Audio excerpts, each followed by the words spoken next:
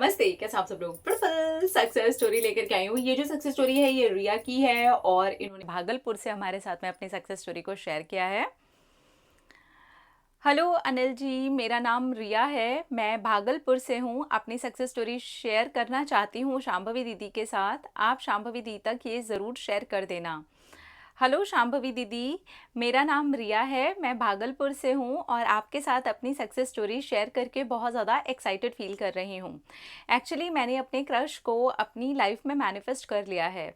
मेरा वो क्रश आज का क्रश नहीं है। मैं 7 ईयर से उसे पसंद करती थी। मेरी ही गली में रहता है और मैं उसको बहुत ज़्यादा पसंद करती थी, लेकिन तब मैं बहुत ज़्यादा छोटी थी।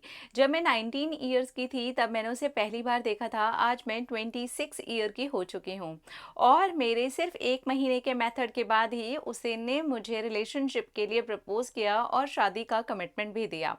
मैं एकदम से शॉक्ड ही हो गई। तो मैं आपको बताती हूँ कि ये हुआ कैसे है। वो मुझे बहुत ज़्यादा पसंद था। मैं उसे अक्सर ही देखा करती थी। एक दिन मैं जादू प्रैक्टिस में उसके बारे में उसका नाम डाल करके लिख दिया। एक्चुअली उसकी फैमिली और उसका पूरा ही बैकग्राउंड बहुत ज़्यादा अच्छा है। हम लोग उनको अभी से नहीं जानते हैं, बहुत पहले से जानते हैं। पर क्रश वो मेरा तभी बना था जब मैं 19 साल की थी। पर क्योंकि स्टडी और आगे जॉब और बहुत सारे करियर में चीज़ें करनी थी, तो क्रश तो था पर ऐसा नहीं था कि मुझे रिलेशनशिप में जाना ही जाना है और मैं इस चीज़ के लिए पागल हो गई हूँ। पर जैसे ही अभी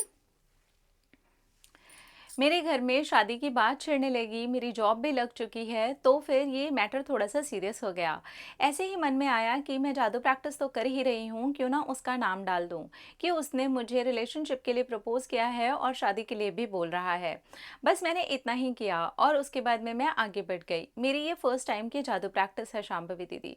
जब मैंने डाला था तो उसने रिलेशनशिप के लिए ही मुझे प्रपोज़ किया था और अभी दूसरी जादू प्रैक्टिस में मैंने उसे डाला है, 15 दिन भी नहीं हुए हैं कि उसने मुझे शादी के लिए भी प्रपोज़ कर दिया है। मैंने बस इतना ही लिखा था और लिख करके मैं जादू प्रैक्टिस को कंटिन्यू करते चली गई। एक दिन उसने मुझे कॉल किया। मैं एकदम से शॉक्ड हो गई क्योंकि ना तो मेरा नंबर उसके पास था, ना उसका नंबर मेरे पास था। उसने मेरी एक दोस्त से नंबर लिया और बोला कि मैं अक्सर तुम्हें देखा करता हूँ। अभी मुझसे रहा नहीं गया, मैं तुमसे ये कहना चाहता हूँ कि मैं तुम्हें बहुत पसंद करता हूँ। आगे फ्यूचर भी मैं तुम्हारे साथ देखता हूँ। क्या तुमको ऐसा लगता है कि हमें आगे बढ़ना चाहिए? एक्चुअली वो मुझे प्रपोज़ कर रहा था। फिर हम मिलने के लिए गए, हम चाय पीने के लिए एक टपरी पर गए थे और वहाँ पर उसने मुझे डायरेक्टली रिलेशनशिप के लिए प्रपोज़ ही कर दिया। उसने सीधा बोला, मैं तुमसे प्यार करता हूँ, तुम्हें बहुत ज़्यादा पसंद करता हूँ और फ्यूचर तुम्हारे साथ देखता हूँ। अगर तुमको ठीक लगे तो तुम यहीं पर हाँ कर सकती हो या फिर बिना बोले यहाँ से जा सकती हो। मैंने उसे वहीं पर हाँ कर दिया और मैंने उसको बोला कि मैं भी तुम्हें लाइक करती हूँ। बस वहीं से हमारे रिलेशनशिप की शुरुआत हो गई। इसके बाद फिर से क्योंकि मेरी जादू प्रैक्टिस ख़त्म हो चुकी थी और तब तक ही मुझे रिलेशनशिप का प्रपोज़ल अपने क्रश से आ चुका था। फिर मैंने सेकंड टाइम जादू प्रैक्टिस में डाला कि उसने मुझे मैरिज के लिए प्रपोज़ किया है एंड वही हुआ। 15 दिन ही हुए थे, वहाँ से आगे बढ़ कर के मैं जादू प्रैक्टिस ही कंटिन्यू कर रही थी और मेरे दिमाग से निकल चुका था क्योंकि हम दोनों के रिलेशनशिप को लेकर के तो वैसे ही बहुत अच्छी बातें होती थी। पर शादी के प्रपोज़ल के लिए मैं भूल गई थी कि मैं ये लिख करके छोड़ चुकी हूँ। उसने मुझे सीधा बोला, विल यू मैरी मी? घर पर बात करूँ? क्योंकि हम एक ही गली में रहते हैं तो थोड़ी प्रॉब्लम हो सकती है। इसलिए तुम बोलोगी तो मैं अभी से कन्विंस करना शुरू करता हूँ और हो सके तो तुम भी अपनी फैमिली में बता दो। And guess what Shambhavi, actually हम दोनों की फैमिली ये जान करके खुश हुई कि इतने आस-पास में ही ये दोनों बच्चों ने एक दूसरे को पसंद कर लिया है। अभी हम दोनों की शादी की बात हम दोनों के एक दूसरे के घर में चलने शुरू हो चुकी है। आई am very happy and blessed. जिस चीज़ को मैंने सिर्फ इतना ही सोचा और इतना ही लिखा वो मैनिफेस्ट भी हो गया। Thank you, thank you, thank you, thank you so much. Oh, thank you so much. Wow, क्या बात है। Congratulations, I am very very very happy for you.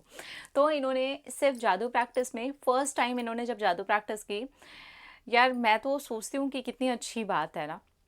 बहुत सारे लोग तो सिर्फ एक बार भी कंप्लीट जादू प्रैक्टिस नहीं कर पाते, पर बहुत सारे ऐसे भी लोग हैं जो पूरी डेडिकेशन के साथ बार बार जादू प्रैक्टिस करते हैं। जादू प्रैक्टिस की सबसे ज़्यादा ख़ासियत और अच्छी बात ये है कि वो आपको बहुत आसानी से डिटैच करवा देती है। आप एक के बाद दूसरी, दूसरे के बाद तीसरी, तीसरी के बाद चौथी ऐसे करके प्रैक्टिस में जंप करते जाते हो। तो आप जल्दी डिटैच हो जाते हो, इसलिए आपका जल्दी मैनिफेस्ट भी हो जाता है। तो इनके साथ भी वही हुआ, इन्होंने अपने क्रश को मैनिफेस्ट कर लिया, जिसको कभी बोला नहीं था, जिसको सिर्फ़ दूर से देखा था, लेकिन ये इतनी यंग एज में रिलेशनशिप में नहीं जाना चाह रहे थे, तो उस टॉपिक पर इन्होंने ज़्यादा ध्यान भी नहीं दिया। और देखो कितना आसानी से हुआ है, आप देख रहे हो कितना ज़्यादा आसानी से हुआ है। Wow dear, I am very very very happy for you.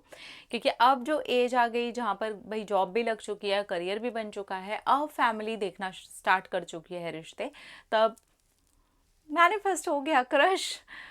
Wow, congratulations, I am very very very happy for you. आप दोनों हमेशा खुश रहो, आप दोनों के बीच में हमेशा बहुत सारा प्यार बना रहे, ढेर सारा प्यार, ढेर सारी ब्लेसिंग्स। अपना अपना रखिए ख्याल, अपने आपसे कीजिए ढेर सारा प्यार ताकि अट्रैक्ट करें ढेर सारा प्यार। I love it, Tata.